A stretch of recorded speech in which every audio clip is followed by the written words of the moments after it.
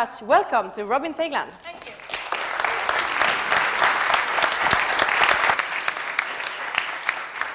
Am I on? Yes, I am. Okay, hello, good evening, and good morning to those of you. I saw that we're streaming this live in Second Life, and I saw that there are people out there at the Stockholm School of Economics Island in Second Life. How many of you have an avatar? Okay, those are all of you in the class that I taught, right? Huh? You had to create one. It was amazing.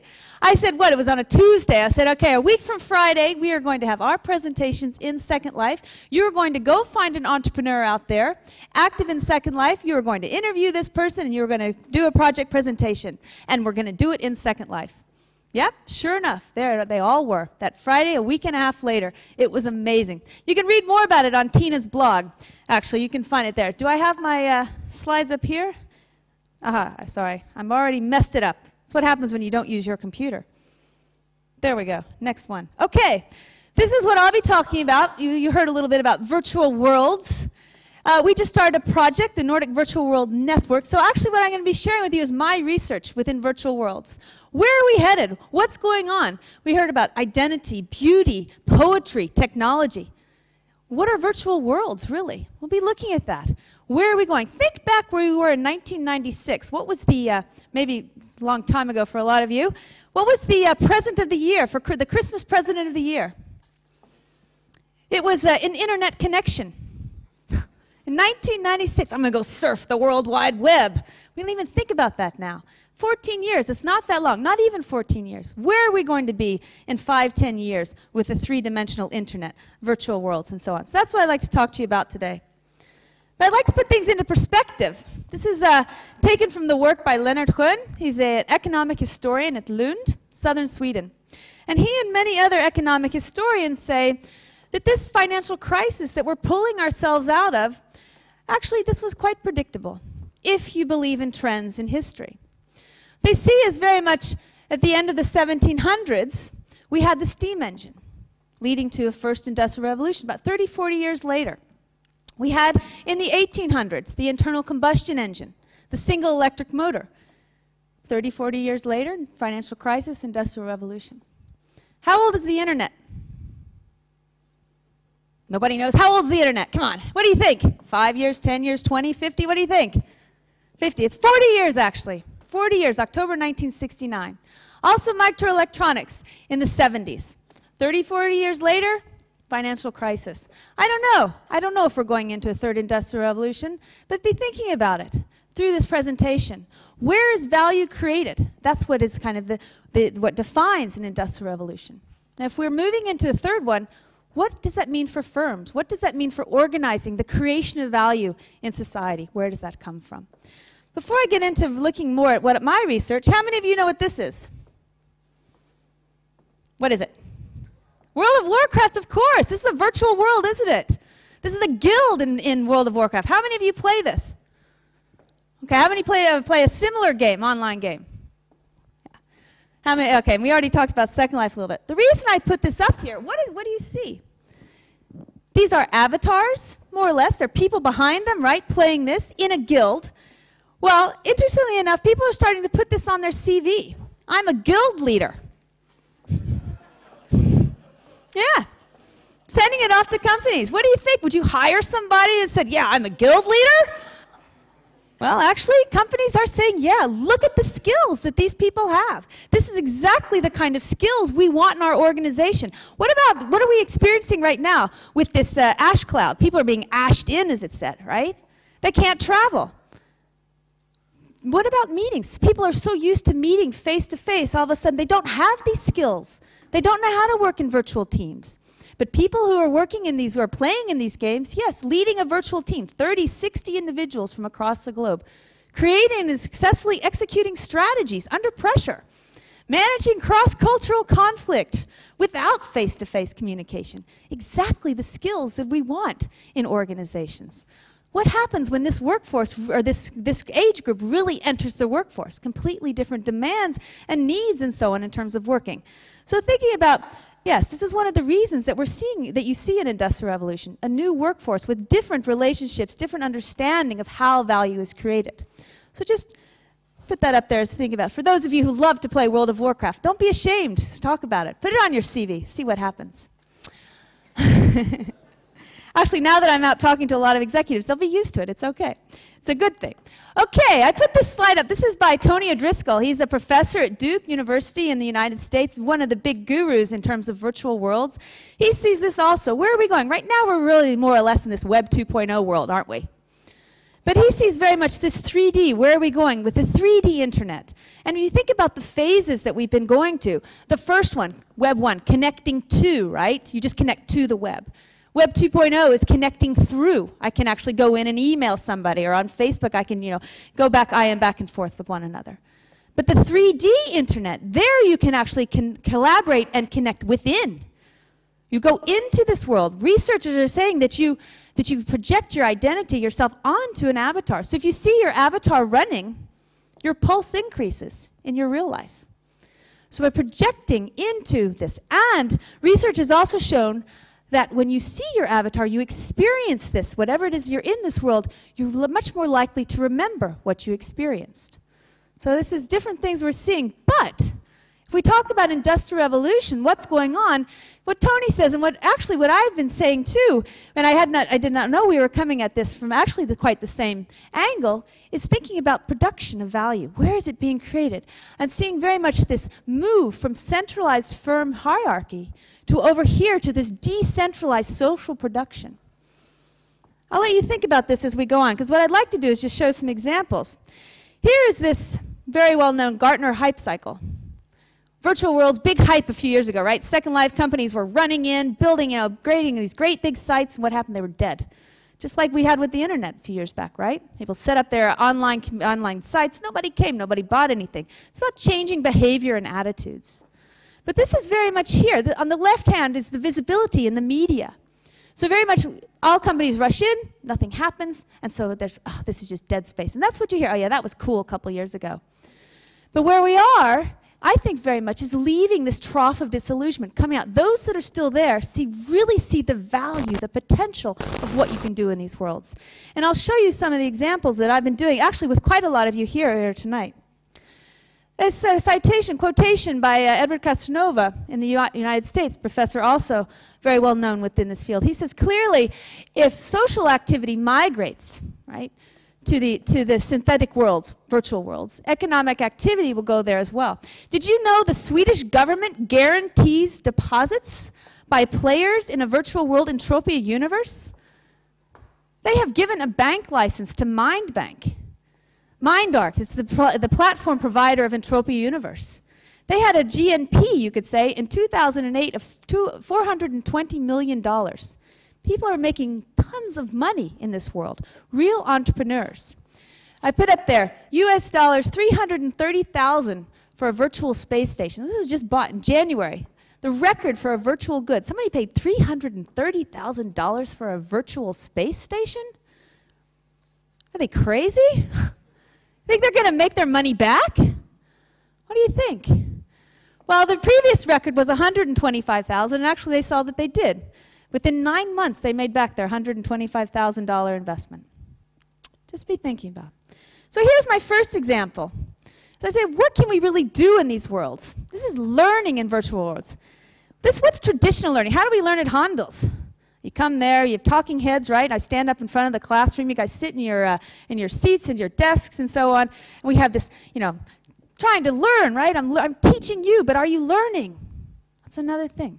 So I, together with Steve Mahaley, who's a director of learning technology at Duke Corporate Education, who was just online, we developed a virtual teaming event. The whole idea was to train people working in multinational organizations who are not used to working in virtual teams to provide them with the ability to test and experiment and experience virtual teaming. So I'll just show you a brief video. I'm not going to show you the whole thing. Let's see where. Just show a little bit of it. And I'm not going to, there won't be any sound because I'll talk over that. I think it's going now. Yeah. So here you can see, this is with IBM. We brought together managers from IBM across the world. They logged in through their computers, wherever they were in the world, and they came to our island. And the idea was to teach them about virtual teaming. So we had kind of a more of a traditional start to this, where they sat there on the benches and they had some readings and we had some discussions and so on, which you can see they're doing. So very true, you have set up PowerPoints, quite basic. You can do that in the real life. But the exercise was actually about experiencing building a bridge together virtually. Can you do that in the real life? It's pretty hard to build a bridge, isn't it? Well, you could build a small bridge. But here's Steve. This is my colleague Steve, who I've never met. Our avatars have met, but I've never met Steve, actually. We work completely together through Second Life doing this. So he's explaining to people how to build. So here you can see people coming from all over. And what will come up here just shortly is actually where you can see starting to build the bridge. This was experimenting. So here the idea was to build a bridge in your virtual team from the land to the pier. And each person had to walk across the bridge without falling in, because there were sharks in the water too. So I had to be careful about those. But anyway, so this is all about virtual teaming. People were all across the world learning about this. So not only was it learning, in a sense, where we were talking about what are the skills that you need, it was actually going out and testing them out, trying them out in real. And this is how, remembering. You're having fun as well. Actually learning. Many organizations are experimenting with serious games now in virtual worlds. When do you learn the most? Is when you're challenged. It's when you're having fun. In fact, the more you laugh, the more you remember things, actually. So we really need to have a lot more laughter at school, I think. Anyway, I'm going to stop this. If you're interested, you can go in and look more. I will go back to... So that was one example that I've been doing, learning. I think this is, when you think about what does that mean about college and universities. In fact, people in the US say this might be the last generation to actually attend college.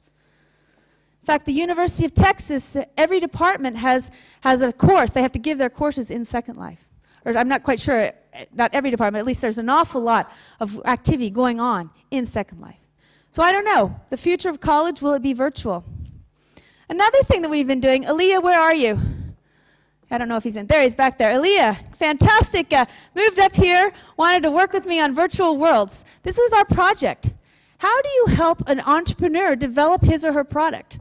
And the whole idea here is that when you most products and services fail because you create something you think the users want.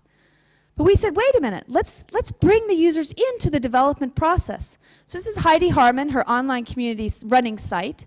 We brought in users from around the world in these brainstorming sessions, innovation sessions, where they could actually brainstorm together and talk about their needs and demands that they have in their local countries. So when she develops her product, she can immediately launch it in many different countries at the same time and be more sure that it might be successful.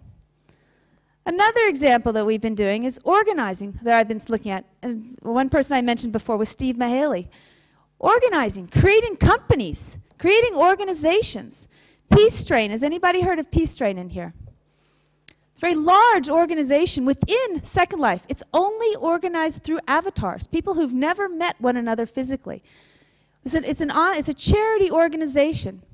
And so here you see the actual founders of this organization. They created a tremendous amount of music events. There's a 3-day conference or a 3-day music event. And also they had speeches and so on coming from all over. They managed to collect, it was $870,000 Linden dollars through this event. A 2-day event, which is not actually that much money. It sounds like it's about $3,000. But yet this was all done through this virtual world. So this is also about organizing, coming together with others who have a similar vision and creating things together. And I put this up here because one of the things that the students were doing in the strategy course was looking at avapreneurs, or entrepreneurs in virtual worlds. So it's a combination of avatar and entrepreneur, avapreneur. So they were looking at avapreneurs and what you could say born virtuals, organizations that open up their first office in a virtual world, say in Second Life. Here you have people, the possibility to reach out and people across the world to work for you for free, many of them, as well as to work. You have access to micro-employees. For example, there's a store, many stores in Second Life. You walk in and there'll be a salesperson there. I usually ask, so who are you? Why are you here selling clothes, virtual clothes? This one woman said, well, for example, for me personally, I'm an at-home housewife. My children are at school during the day. No one will hire me. I'm not very reliable, really, in the physical world. But I have a few hours every day. I can go and I can log on, And I can go into a world and I can be a saleswoman. I meet lots of great people, nice people, I make money, and I do it on my own time and my own desire. So you have access to people, and actually lots of organizations are beginning to recruit people in these virtual worlds. Amazon, Accenture, I've heard several examples of doing this. This picture up here is of Photolife, an organization. He's the CEO of 700 photographers across the world who've come together to organize, to do photography in Second Life. So all kinds of possibilities here. And I write up here, challenging multinational corporations. Which are the corporations we think about? Those who go international and have the ability, they have access to very deep pockets and big resources. But now through virtual worlds, you have the possibility of small, medium-sized enterprises, entrepreneurs, really challenging these organizations on their traditional advantages. So I put this up as one example leading into this. The question is, which professions and industries will not be revolutionized? I don't think we've really seen anything yet. This is just the beginning, very much of looking into 3D internet and the possibility to connect, collaborate, and create within virtual worlds. So if you think about history, I talked about that, the industrial revolutions, but we've seen from the mobility of goods, where suddenly you could start buying goods from anywhere in the world, right? We could start purchasing things from China, to example. Look at how that's changed the world economy. The mobility of financial capital, money moving across, how that's changed things. I talk about the mobility of labor in the sense that now you have access to talent mobility across the world. I know people, for example, at IBM, 4 out of 5 days a week, that one person said, I work in the office in Second Life. I meet my customers, I meet my partners, I meet my colleagues, all in Second Life. I never leave my office, or I don't have to, and I can stay at home. If you're interested in learning more about virtual worlds, this is our project site, nvnordicworlds.net. If anybody would like to follow us, be involved in a research project, we would love that. If you're interested in any of these, any opportunities, please let us know. So with that, I'll finish. Thanks, and see you in World.